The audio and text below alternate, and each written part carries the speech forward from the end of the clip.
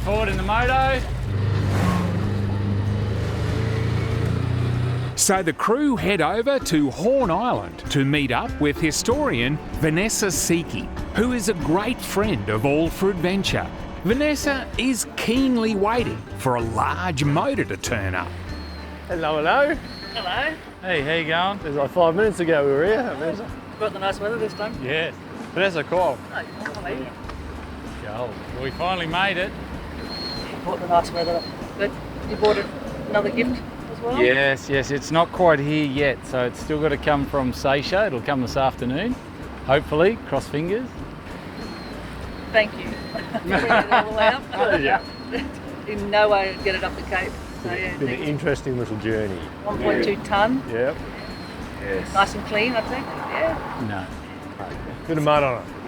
Yeah, quarantine will clean that up. Definitely very keen when we get to where it's going to hear the story of what happened here. Yeah, it's got a ripper story. Yeah. We're going to head out and search for the P-47 crash site.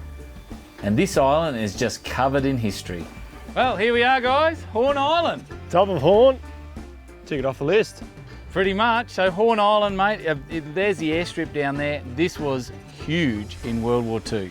It was one of the most advanced air bases in Allied. Australia. Yeah. Allied Air Base. Well, it was actually an Australian air base.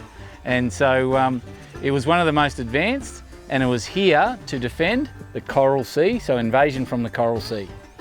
And that was imminent. This place here on Horn Island, this airstrip, you know, it was one of the most significant parts in World War II when it came to the Battle of the Coral Sea. Now, out there is the Coral Sea, and it's an absolutely awesome day today, dead calm. But it wasn't calm back in early May of 1942 because a Hudson bomber took off from this very airstrip, took off from here and flew out into the Coral Sea on a reconnaissance mission. And it was that reconnaissance mission that alerted the carrier fleet, the American and the Australian carrier fleet, that the Japanese carriers were on their way to Port Moresby. Had they not seen that Japanese carrier fleet, they would have landed at Port Moresby, and that would have changed the course of the World War II history. Now, a massive battle erupted out there in the Coral Sea. It was one of the first major carrier battles. And the Yorktown, the Lexington, and of course HMAS Australia were all part of that battle. Now sadly, the Lexington, it got sunk. The Japanese, on the other hand, they suffered massive losses, and we actually drove them back towards Japan. Had that not have happened, seriously, it would have changed the course of our history as we know it today. So Horn Island is a really significant part of World War II back in 1942.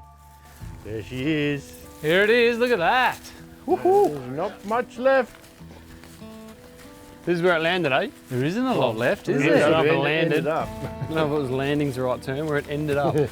Wow, look at that. You'd think there'd be a lot more here, wouldn't you? Oh, you would indeed. It's still hard to even picture what's what. I'm- A wing. Yeah, I'm trying to think how big the aircraft actually was, because apparently it was like all engine. So you can see in here, this is all the framework inside the wing, so that's what holds the wheel. The wheel comes up in here, actually folds up, pops into the side there underneath the wing.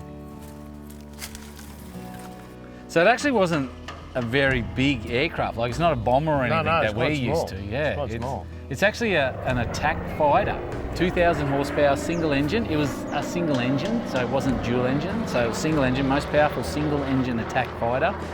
8 ton fully loaded when it took off with bombs, ammunition, fuel, humans. Yeah.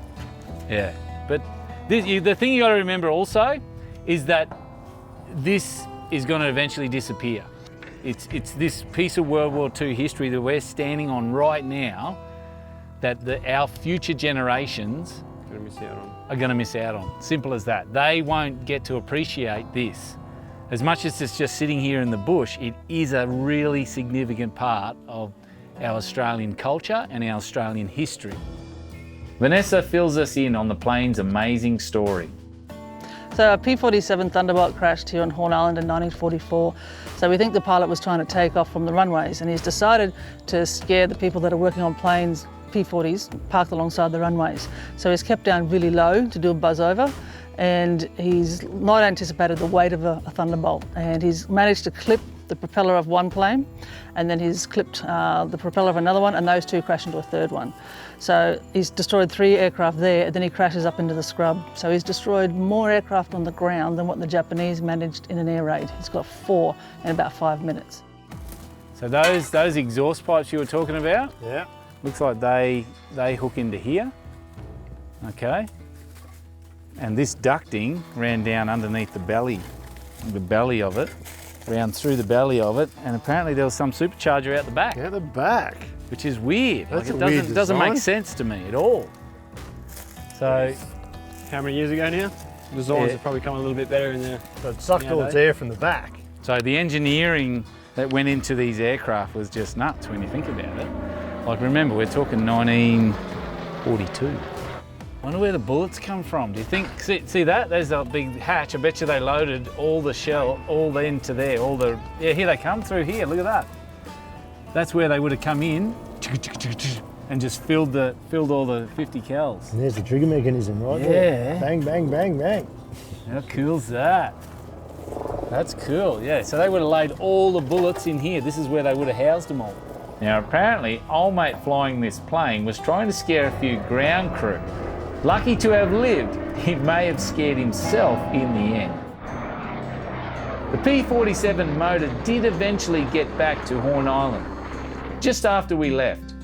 We'll keep you updated on the progress. Better yet, come here and have a look for yourselves. We're very, very happy to donate it as the Beck family in memory of Dad back to where it wrecked during World War II. He passed nearly 10 years ago now, and we're sort of interested in doing the best we can to find homes for the various items, and this seems like the right home. Then came a logistical challenge to try and get it up the Cape. With all the gear in the world, All for Adventure brought it up here. Not only did they rescue people on the way up, but they brought us a 1.2 tonne engine back to Horn Island. So they're really keen on World War II history. So to see them not only keen on history, but giving back to World War II history in a physical way is fantastic. A big thanks to all involved, working to keep this history and their memories alive.